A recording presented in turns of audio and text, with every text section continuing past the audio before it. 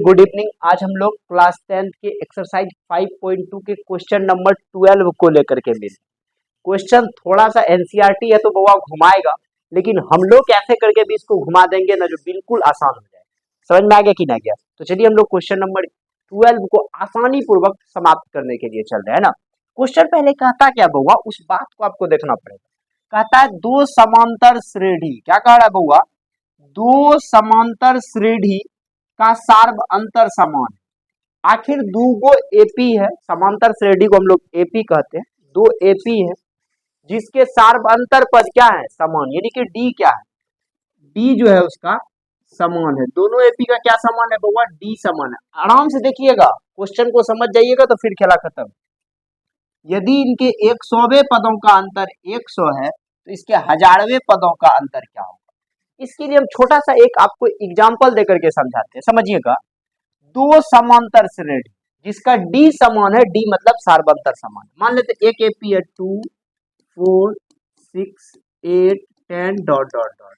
दूसरा एपी है 7 9 11 13 15 dot dot dot.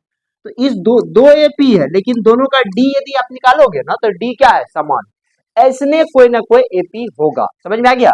जैसे इसका डी निकालिए तो 4 में से 2 गया 2, 6 में 4 गया 2, 9 में 7 गया 2, 11 में 9 गया 2। समझ में आ रहा है कि नहीं आ रहा? तो ये दोनों एपी हम लोगों के लिए क्या है? इसका डी समान है। उसी प्रकार का हमको एक एपी चुनना है जिसके 100वें पदों का अंतर कितना होगा? 100 होगा। तो हमको कितना एपी चुनना है बाबा? 2। तो एपी जो बनाने के लिए एपी फर्स्ट और यहाँ पे जो बनाएंगे वो एपी सेकेंड बनाएंगे हम लोग, ठीक ना। तो जो पहला एपी है, तो एपी का जो प्रथम पद होता है उसको हम लोग क्या कहते हैं लोग? प्रथम पद। प्रथम पद बहुत आसान सवाल है। ए प्रथम पद को क्या कहते हैं? ए। सार्व अंतर क्या है? सर्वांतर। पता है ना सर्वांतर हम लोग किसको कहते हैं? डी को। ये हो गया पहला एपी का। अब दूसरा एपी को लेकर के हम लोग चलते हैं, क्योंकि हमको कोई नंबर उम्र नहीं दिया है तो मान करके चलना पड़ेगा ना। तो दूसरा एपी में जब आएंगे बउआ तो इसका प्रथम पद जो होगा, देखो ऐसा तो नहीं कहा जो दोनों एपी का प्रथम पद समान है जो कि हम उसको भी ए मान ले। इसको कुछ ना कुछ अलग मान लो, कुछ भी मान सकते हो, टी टी कुछ मानना है। तो हम एक काम करते हैं, इसको बड़का ए मान लो। ये हो गया छोटका ए, ये हो गया बड़का। और सार्व अंतर दोनों का क्या है बउआ? समान। सर्वांतर जो है इसका, सर्वांतर आखिर डी है, दोनों एपी का क्या है? समान। कोई दिक्कत है? अब क्वेश्चन पे आ जाओ। मेरे पास प्रथम पद और सर्वांतर आ गया, प्रथम पद और सर्वांतर आ गया। कोई दिक्कत हुआ? दो समांतर श्रेणी का सर्वांतर समान है, हम यहां तक काम क्रिया कर दी। यदि इसके 100वें पदों का अंतर 100 है तो क्या कहता है? 100वें पद यानी 100वां पद जो है, 100वां पद का अंतर 100 है। तो इस एपी का जो लिखेंगे 100वां पद ए 100, इसको क्या लिखेंगे? ए 100। यदि ये दोनों का अंतर करेंगे ए 100 माइनस ए 100, तो ये दोनों का अंतर निकल करके बउआ आएगा 100। बात समझ में आया? दोनों एपी के 100वें पद का अंतर, 100वां पद को क्या लिखेंगे? 100। 200वां पद को क्या लिखेंगे? ए 200। समझ में आ गया कि ना गया?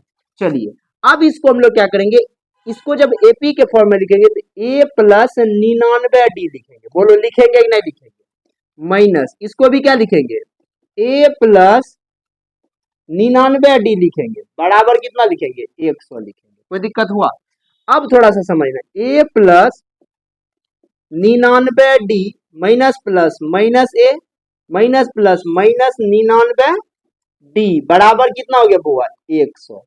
देखो ई 99 डी, ई 99 डी नानी के यहाँ चल गया, बचा क्या? ए यहाँ पे क्या हो गया? माइनस ए माइनस बड़का ए बराबर 100। ये फॉर्मेट समझ में आ गया? इसका नाम रखना इक्वेशन फर्स्ट।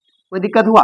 अब हम लोग थोड़ा सा जो चलेंगे बउआ, इस 100वां पद का अंतर हो गया। अब हम लोगों को कहा है 1000वां पद का अंतर क्या होगा। तो पहले एपी के लिए ए 1000 होगा, माइनस बड़का एपी के लिए क्या होगा? ए 1000।